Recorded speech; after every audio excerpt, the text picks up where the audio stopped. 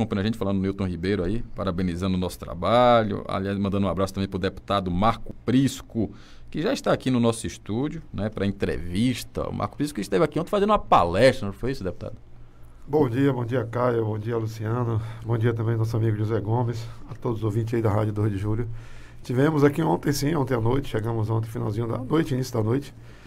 Tivemos uma palestra no Clube de Sargentos, subtenente sargentos aqui, muito boa, explicando a categoria. Há muitas dúvidas no ar sobre a questão da reforma da Previdência, sobre o QETA, um projeto que foi aprovado, muito danoso para a categoria também. Foi uma palestra muito boa, muito agradável mesmo, ontem à noite aqui na cidade. Mas, Prisco, já começando a falar sobre esse tema que você veio tratar aqui em Alagoinhas, com os policiais, né, da Previdência, que realmente foi feito no apagar das luzes. A gente viu todo o esforço do governo, inclusive, né, incomodando os deputados durante as férias legislativas, pagando, inclusive, né, extra para poder votar o que os servidores chamaram de pacote de maldades.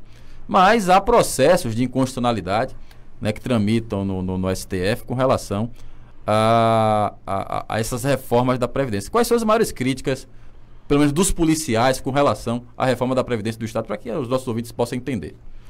Olha, o projeto veio, como você falou, tudo bem, Caio. O projeto veio a toque de caixa, assim, muito rápido, muito veloz. O governo do Estado, como é uma prática dele, de usar o rolo compressor, né, a maioria da Assembleia.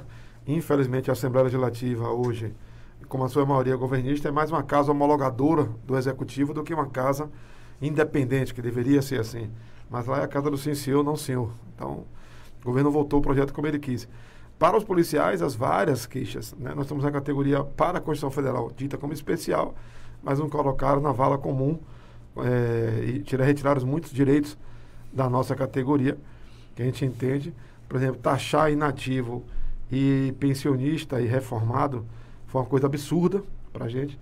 A lei alcançou aqueles que já tinham direito, a lei deveria alcançar dali para frente, outra coisa absurda. Aqui o governo do Estado foi pior ainda, porque ele começou a descontar primeiro, sem a lei, né, desde janeiro, e depois que aprovou a lei lá para maio, não mudou essa realidade. Ainda quis, na própria lei, quis retroagir através da lei, coisa que a gente impediu na Assembleia, mas ele aprovou assim mesmo. A lei dizia que ele não poderia cobrar os meses anteriores, nem cobrar os 3 meses seguintes. E ele continuou cobrando da Previdência. A primeira entidade no Estado, eu acho até que a única, que entrou com essas ações no Tribunal de Justiça, que nós ganhamos aqui, a liminar, o Estado recorreu para Brasília, e lá, numa decisão monocrática do ministro Dias Toffoli, sozinho, suspendeu os efeitos da liminar. Ele não cassou a liminar porque ele viu que a gente tem direito. E agora nós vamos aguardar o mérito desse julgamento, a gente tem certeza que a gente vai ganhar. Então há muitas coisas ainda a ser discutidas na reforma da Previdência, que realmente foi feito numa velocidade muito grande. Um projeto tão importante que iria mudar a história de todos os servidores públicos, militares e civis. Infelizmente, os servidores foram para casa, fizeram ocupação, manifestação, mas como a prática desse governo é de não ouvir, não dialogar, não dialogou, utilizou a estrutura de choque que ele tem e votou como ele quis. Então, todos foram prejudicados, não só os servidores militares, como também os servidores civis. Mas, deputado, com relação aos policiais nessa pandemia, a gente tem escutado muita reclamação, principalmente no início da pandemia, né? Aqui a delegacia também é polícia civil, mas também é polícia, né? E não é diferente também a situação, acredito eu, dos policiais e militares com relação aos EPIs contra a Covid, né? Álcool em gel, a questão da máscara, das luvas. Como é que está a disponibilidade, né, desses materiais pela parte do governo do Estado aos policiais? Eu, inclusive, já tive relatos durante a pandemia de policiais que falaram que estavam gastando do próprio bolso para poder comprar material.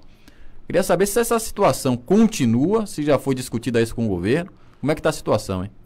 Olha, tanto os policiais civis como os policiais militares e os corpos de bombeiro estão na mesma situação. Continuam tirando do bolso para providenciar os seus equipamentos de proteção, porque o Estado não dá nenhuma providência nesse sentido. Uma máscara que foi até concedida logo no início aí, de péssima qualidade. Sendo assim, a maioria dos policiais não utilizaram, porque a máscara de pano ela tem que ser reutilizada a cada 4 horas, e os policiais trabalham 12 horas, 24 horas. Então, ele não vai ter tempo de ir em casa lavar essa máscara e voltar. Então, tanto a Polícia Civil como os policiais militares e o pessoal do Corpo de Bombeiros passou pela mesma situação e continua passando pela mesma situação. Nós estamos agora enfrentando essa segunda onda e, infelizmente, a realidade continua a mesma. Policiais indo para serviços inadequados, que não há condições. E quando você vê o governador do Estado, ir para a mídia, falar que vai parar tudo, que vai suspender, que não vai ter mais eventos. Aí é contrassenso onde você vê os policiais militares participarem de eventos e se aglomerar. Quando você movimenta um efetivo policial, aquele efetivo policial, cada um sai das suas casas. Então os policiais vão se aglomerar. Né? Nós temos agora a Operação Verão, em Porto Seguro, em Itacaré, que é outra coisa absurda. Não sei por que manter essa Operação Verão, já que não vai ter nenhum evento, foi proibido pelo governo do Estado, mas a Polícia Militar insiste em manter a Operação Verão. Inclusive, nós judicializamos no dia de ontem, na Justiça, e aguardamos um retorno do Poder Judiciário para que os policiais não desloquem. Eles vão se deslocar de várias cidades na Bahia para Porto Seguro. É um risco total para os policiais, para as pessoas daquela cidade, que os policiais estão se deslocando ali para ir para Porto Seguro e para Itacaré, onde deve ter turista de todo mundo, e isso pode trazer doença para a cidade e para os policiais. Um risco absurdo. E olha que durante a pandemia, que foi um momento crítico, não movimentou policiais de uma cidade para outra exatamente por isso, por essa questão da pandemia. Mas agora, o governador fala uma coisa na televisão, mas na prática por baixo ele dá outra ordem, o que é um verdadeiro absurdo e contrassenso. Né? O que a pandemia está resistente, existe a segunda onda? Não. Né? E aí colocar os policiais nessa condição. Então, infelizmente, os policiais que já perderam muitas vidas, tanto civis como militares, continuam ainda sofrendo com essa situação. Pense no absurdo, na Bahia tem precedentes. Deputado Marcos Prisco, é verdade ou é fake news que a delegacia de Ipirá estava ou está funcionando à base de gato e energia? É verdade. E assim, infelizmente não é novidade só para Ipirá, não. As delegacias na Bahia, se você for ver, é cena de terror. Aliás, se algum diretor quiser gravar algum filme de terror, não precisa de estúdio, não. Isso aí em algumas delegacias na Bahia. E algumas unidades da Polícia Militar, porque a situação ela é crítica. Eu vou dar um exemplo aqui, você está falando de Ipirá. Pronto, eu vou dar um exemplo de Salvador, a principal delegacia de combate ao crime organizado, à corrupção, que é o DRACO, né? E o DHPP, num prédio só, tem 2 anos que o elevador está quebrado. Os 2 elevadores. E são 5 andares. O DRACO fica no 5º andar. A delegacia, se chover fora, é melhor ficar fora do que dentro. Então, não precisa ser. Estou falando de Ipirá, que essa é uma realidade, aconteceu. Mas a realidade das delegacias na Bahia são essas aí. Todas elas sucateadas, os policiais civis fazendo um trabalho de investigação nessas condições. José Gomes. Pronto, deputado Prisco, um bom dia para você. Parabéns aí por esse trabalho frente a essa briosa corporação que tanto tem enaltecido, não é, o cidadão que prescinde muito da segurança dele. A pergunta que eu tenho para lhe fazer é a seguinte: como é que o policial militar consegue cumprir o seu papel constitucional com a falta de estrutura que acompanha, não é, há anos, principalmente com o efetivo mínimo necessário, né, e mais de meia década sem o reajuste nos seus salários? Olha, o policial militar, ele é verdade, tanto policial militar como policial civil, essas duas categorias que passam por toda essa realidade que você falou, são verdadeiros heróis. A população deveria entender realmente quem são as pessoas que estão nas ruas, que estão na delegacia, que estão nos quartéis, dedicando as suas vidas em prol da população. Porque se fosse pelo governo do Estado, infelizmente isso não aconteceria. Porque falta tudo isso que você falou, falta as condições de trabalho, não tem estrutura mínima nenhuma, o efetivo está totalmente sucateado. Vi agora uma atitude do governo do Estado em convocar policiais da reserva para colocar no administrativo e aqueles policiais que trabalham na ADM colocar na rua. Verdadeiro absurdo, uma bravata política sem sentido. Primeiro que 90% dos policiais que trabalham interno estão com restrição médica. Eles não podem ir para a rua. Isso é fato. O governo sabe disso. O segundo é que esses policiais que trabalham na DM, eles não têm mais preparo para estar na rua. Você teria que reciclar esse homem, e hoje não tem reciclagem nem para aqueles que estão na rua, quanto mais para aqueles que estão na DM. Então, o efetivo deveria ser convocado o máximo possível, ter feito muito mais concurso. Hoje, a Bahia era para ter no mínimo 50 mil homens, só tem 30 mil. Então, uma carência de efetivo muito grande. Então, os policiais fazem tudo o que podem, como eu falo sempre, são os heróis de verdade do dia a dia que estão aí defendendo essa população sem nenhuma condição e sem salário. São 6 anos sem reajuste salarial, tudo tem aumentado e os salários dos policiais, uma verdadeira vergonha. Um dos maiores do Brasil, um dos menores do Brasil, aliás, é o salário do policial militar na Bahia. Inclusive, adiantando aqui em primeira mão, vamos iniciar uma campanha agora, né? Estamos falando aqui em primeira mão. Vamos iniciar uma campanha agora. No programa Primeira Mão. No programa Primeira Mão, isso, em primeira mão. Nós vamos iniciar uma campanha agora aí de outdoor, né? De outdoor, de programa de rádio, de tudo, cobrando essa questão salarial da nossa categoria, que está sofrendo. Os policiais hoje aumentarem muito o índice de depressão, né, suicídio, exatamente por causa dessa situação. Eles estão escravizando os policiais, não dão um reajuste salarial e hora extra é o que não falta na polícia. Então, recurso existe, eles não querem porque eles querem escravizar, querem que os policiais trabalhem cada vez mais, mas o resultado na ponta não está acontecendo. Salvador e toda a Bahia, Salvador especificamente, está vivendo um momento do crime que jamais terá visto.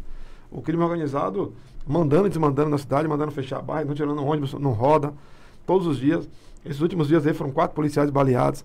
Então, assim, é um verdadeiro absurdo que está acontecendo. É só o governo do estado que não vê o que é que está acontecendo na Bahia. Por isso, a nível de Alagoinhas, o que é que se tem, né? E é claro que você tem de conhecimento de mais absurdo, né? É claro que os policiais não podem se identificar, tal. O que você tem, assim, de conhecimento a nível aqui de Alagoinhas? Olha, tudo isso que eu falei aqui cabe para Alagoinhas e cabe para toda a Bahia. As condições são as mesmas. Eu estive aqui na delegacia, né, em 2 visitas, fiz denúncia, entrei com representação no Ministério Público. Eu não acho que o cenário mudou muita coisa. Daquela realidade para cá, ela continua a mesma coisa. Então, assim, o governo está aí, está ciente de tudo que está acontecendo e nada tem mudado. Nós vamos começar agora a visitar, já passou o período eleitoral, mesmo com a pandemia, com todas as seguranças que a gente está tomando cuidado, em ficar fazendo essas visitas nas cidades da Bahia. Alagoinhas, estou vindo agora, retornaria aqui no final de janeiro. Então, a cada 2 meses, mais ou menos, 1 mês e meio, eu estaria rodando nas cidades, fazendo o meu papel como deputado estadual de fiscalizar o executivo. Então, a gente vai estar rodando. E, infelizmente, aqui a realidade da última vez que eu tive não mudou praticamente nada. Continua a mesma coisa. O efetivo sucateado, a delegacia aqui passando aquele vexame, os policiais civis. Né? Ali, um queijo de cuia, não. Ali já está aberto para o que quer. Então, as condições continuam as mesmas. Eu acho um absurdo.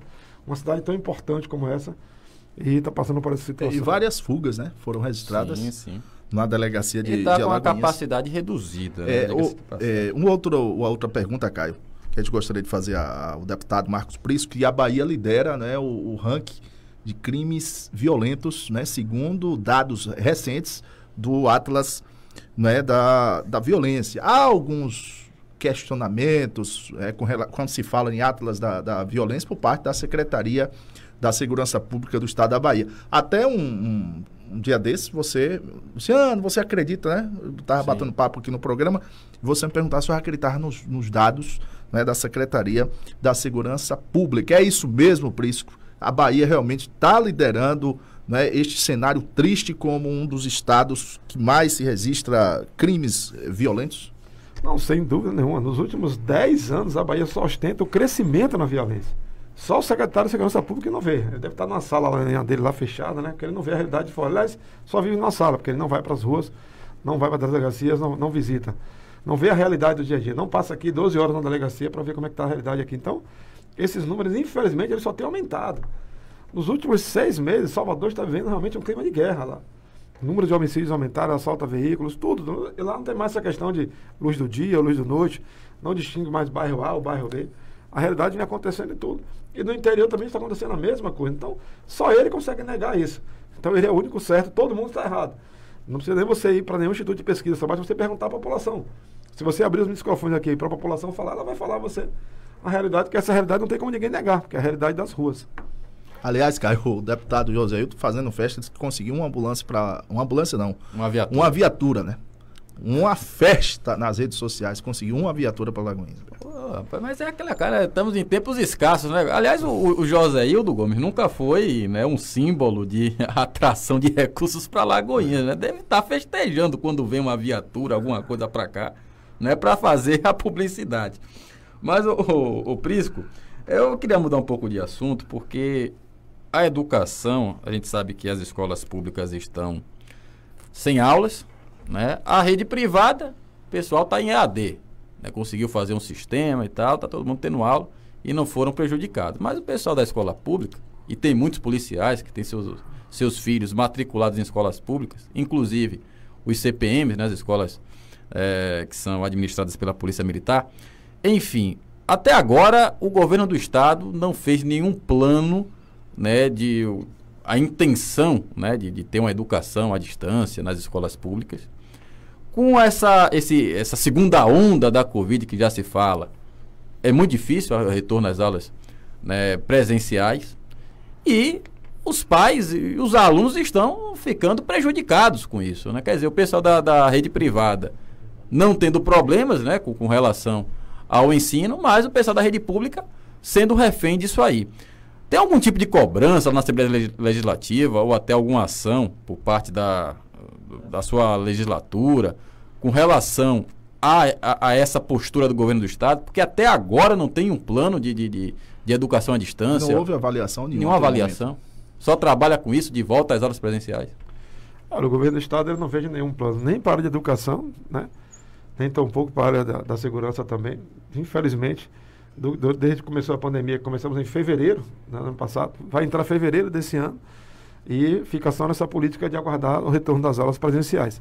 É um verdadeiro absurdo. O Estado tem recurso, tem estrutura para que pudesse, de alguma forma, dar o direito aos alunos da escola pública, que são a maioria na Bahia, mas infelizmente eu não vejo nenhum planejamento. Aliás, na área de educação, a gente não vê nenhum planejamento do governo do Estado para melhorar a educação na Bahia.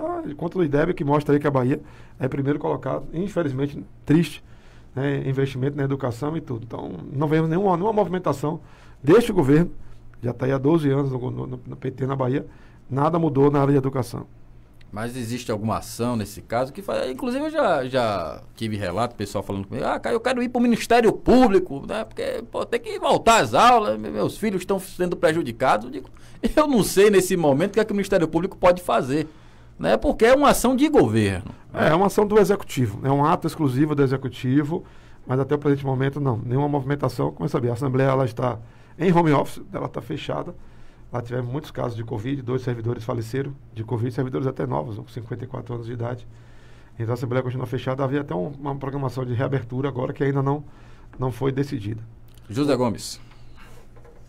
Prisco, o que é que nós podemos esperar para os próximos anos na Bahia com relação ao policiamento? Nós estamos, como você sabe, todos os dias se deparando com notícias que não nos agradam, mas ainda bem que temos a polícia que, de certa forma, constitucionalmente, no meio de todas as dificuldades que enfrenta, ainda consegue dar resposta para uma parte desses problemas. Mas quais são as perspectivas e as possibilidades de segurança para nós nos próximos anos? Olha, elas são tristes. Enquanto esse governo se manter da forma que ele está tratando o servidor público, em geral, e a segurança pública, infelizmente, são tristes. Eu não sei até quando os policiais vão conseguir, porque hoje a gente já não vê aquele estímulo grande na maioria da tropa. Hoje você ainda vê, na analogia até do filme Os 300, esses ainda conseguir trabalhar com muito labor e amor, mas infelizmente nem todo mundo consegue, até esses já estão caindo o seu estímulo já, porque a realidade é muito crua e nua. Você tem uma família em casa que espera seu parente de volta, não sabe se ele vai voltar. Você tem uma família em casa que você quer alimentar com base, que hoje os policiais não estão conseguindo nem isso, com a realidade salarial que eles estão vivendo, com as condições de trabalho que eles estão vivendo. Então, eu, assim, a vejo um momento muito triste, muito perigoso, né, que a Bahia está vivendo, porque as pessoas não notam, mas você tem em Salvador, região metropolitana, uma média de assassinatos, 30 pessoas em apenas 48 horas, isso só Salvador, região metropolitana. Se você pegar a Bahia, são números de um genocídio, né? Infelizmente, nem toda a mídia começa aqui aberta para a gente poder falar dessa realidade, para a gente poder mostrar a realidade, não é maquiar números, não. Então, eu vejo isso como um momento tandesco na Bahia, que já está vivendo e a tendência é só piorar. Bom, Prisco, são 8h01. Eu agradeço sua presença aqui no programa, tratando desses temas. Lembrando que aqui a gente está aberto também, sempre que tiver uma informação, quiser ligar para cá, falar sobre a questão da Polícia Militar, esse programa aqui, o programa Primeira Mão, está à disposição. Eu deixo você à vontade aí para dar o recado aí aos nossos ouvintes. Olha, que Deus continue abençoando a todos, porque sem Cristo nós não somos nada em nossas vidas. Agradeço pela rádio, meu amigo Luciano, agradeço o Caio José Gomes por até essa abertura, essa democracia, né? A comunicação do país deveria ser desta forma, aberta, livre, onde as pessoas pudessem se expressar.